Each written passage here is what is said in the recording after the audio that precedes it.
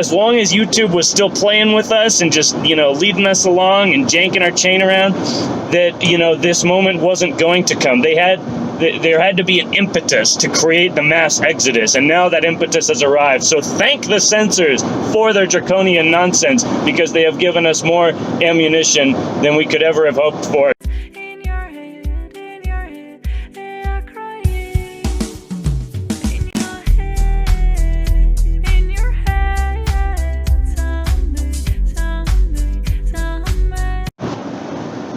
Hello everybody, I'm Mango Thunderslice, and yes, it appears we've finally broken the internet, or at least YouTube, right? Because it's been a long time coming. Everybody could know that this was the inevitable conclusion. Even when I came over to YouTube from Facebook, right, I knew that when Facebook banned me that, it was only a matter of time before YouTube would do it. I didn't know exactly how long it would take.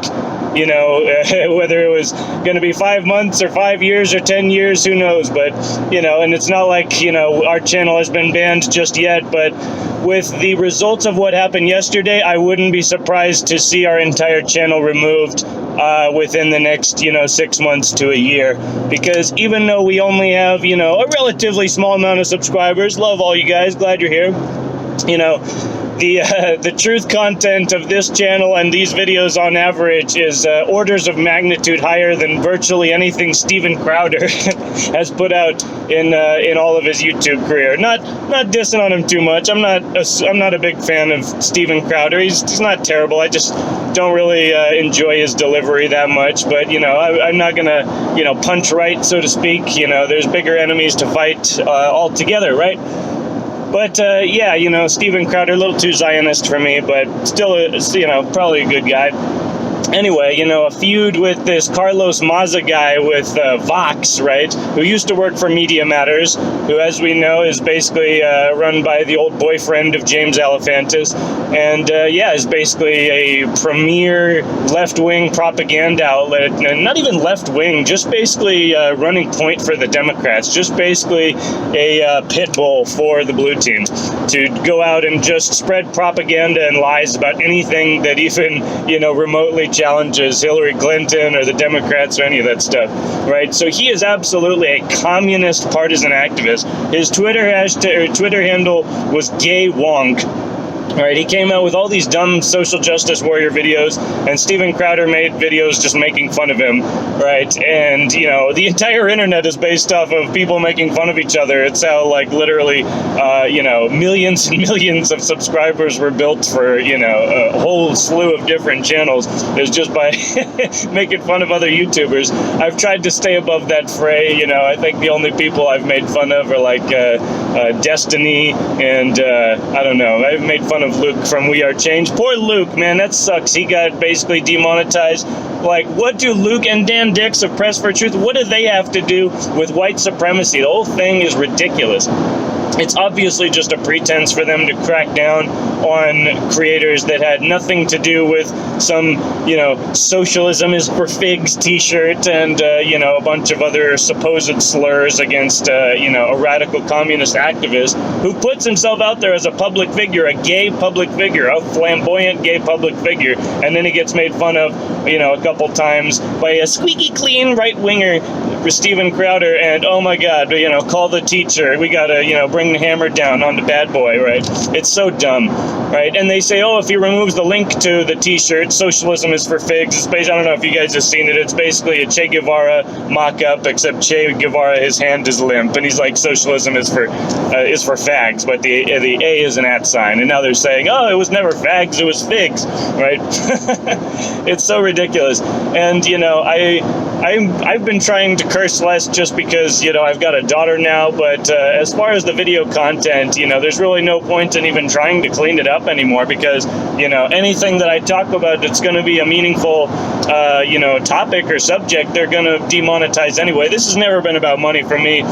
I'm glad that, I don't rely on YouTube for my career. That would be definitely, I would be very alarmed. And there's a lot of channels that I really like and I watch on a daily basis that got hit by this. Revenge of the Sis, one of the best up-and-coming, shows on YouTube, and they just got fully demonetized. I mean, this sucks. But on the other hand, it sucks in and of itself, but this was always inevitable. Everyone should have always known that this was inevitable. And what's great about this is that they're trying to do this to gain whatever advantage they can for the 2020 election. That's how desperate they are. They have to just go on a banning spree for anyone on YouTube who is questioning of the agenda. It shows how desperate they are. This just reeks of desperation. And the beauty of it is that even if they banned all of us from YouTube, Trump's still going to win on a landslide in 2020. There's no chance of any of these losers beating him at all. None whatsoever. So the beauty of this is they think this is going to help them. It's not. It's really, strategically, tactically meaningless. But it will give us the time to transfer over to the new platform, right? And I don't know as of this moment what that new platform will be. Maybe it'll be a combination of platforms. For some reason, everybody is always talking about BitChute. Nobody talks about DTube and Steemit, right? I feel like DTube has a much cleaner layer than BitChute. BitChute's kind of a janky layout, but I'm up on there now, and you can find our videos backed up on both DTube as well as BitChute, and I'll put the links down below so you guys can have those just as reference. Bookmark them. And again, hit the like button, hit the notification bell. If you like any of these videos, if you want to see more truth about the fraud of Einstein and fraud of global warming and vaccines and just the truth of the electric universe and, the gold pill, right? We are all made in the image of God. I'm trying to get this message out. This is a labor of love, and I'd love to see the message go farther, even despite YouTube's draconian crackdown. They won't recommend zero of our videos. Even when you're watching videos on this channel, it used to recommend another video from our channel and you could kind of just keep watching. Now it's literally any video on the channel, it'll lead away to Joe Rogan or Veritasium or basically how Pop-Tarts are made or something completely asinine. It's just hilarious to see that they, even when you're watching videos on this channel in repeat, they will not recommend a single one of the videos from this channel. And of course, we're not the only ones. Obviously, there's bigger channels this has been hit to. And, the important thing that I want to get across is that there's no such thing as problems, right? Problems are just solutions being recalibrated. YouTube was a solution. YouTube was a fantastic innovation that we all got a lot of value out of. And that was a great time. But that time has come and gone because this was always the end game of big tech, was basically to centralize the traffic of the internet and then put the clamps on it and basically, put the shackles on it. And, so now that day has come. Facebook already tried it, and the backlash has been so severe that now they're in their decline. They're falling apart, and it's a glorious thing. But now it's come for, Twitter as well as YouTube. And so it's the blockchain, baby. The blockchain is about to become ascendant in a whole new big way, right? Before it was just about the monetary aspect of, basically the central banks and the inflation and whatnot and the dynamics of currency. This is the other aspect of blockchain that is arguably even more important, right? That, freedom of speech is more important than, freedom to have sound money, right? It is more important to have that freedom. It is a pinnacle freedom. And so basically the power of the blockchain to design systems that are uncensorable, right, already exist with BitChute and DTube. And I know there's DLive. I know basically PewDiePie kind of popularized that one recently, and I don't know, the site looks completely janky to me, but maybe it'll become one of the contenders. But, I tweeted Dan Larimer last night, the creator of EOS, right? EOS is the perfect blockchain platform to build this system. You need a massive amount of bandwidth allocation and RAM and computing. You need to have a massive decentralized network of computing power in order to replace the centralized servers and video hosting hardware that YouTube has built up over all these years. With all the combined networked computers across the entire planet, we could completely eclipse Google's server capacity in a very short order. And then it's just about designing the user interface to basically guide that computer processing and bandwidth allocation into the proper channels. And again, DTube is already like that for some reason. It used to have a streaming function. Now I don't see it anymore. I don't see one on BitChute either. But whoever can make the blockchain streaming service that has a clean user interface and doesn't have censorship, that person's going to win the internet over the next year or two, right? This is going to be major. It's a huge opportunity, right? And it's just, it's very interesting to see again, this will be, this is almost the best thing they could have done for us, because now it's united everyone on the internet who is, libertarian or conservative, right?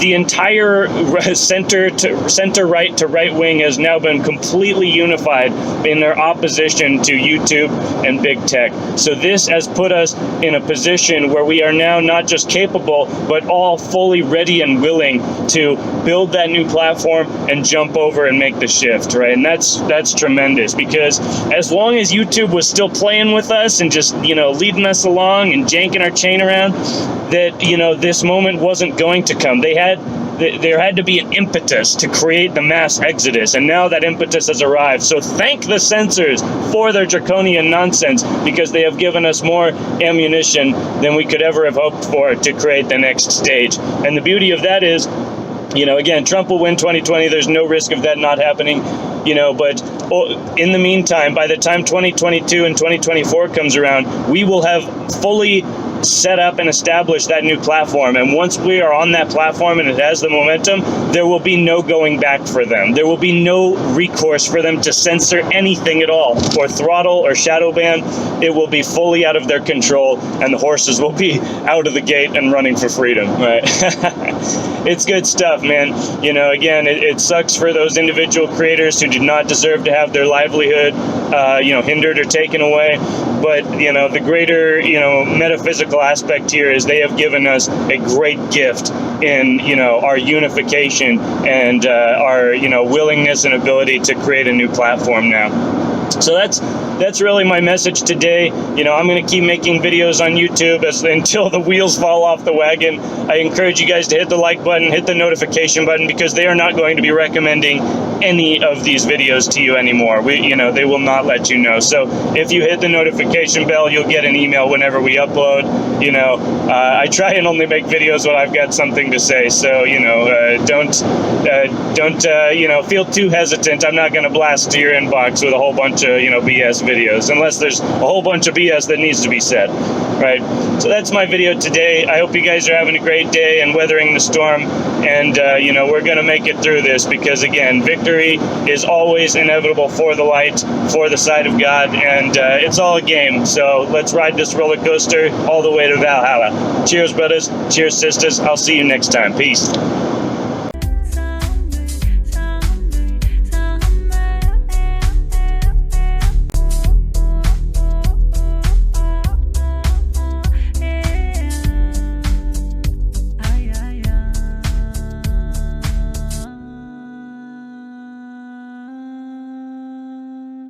Ah.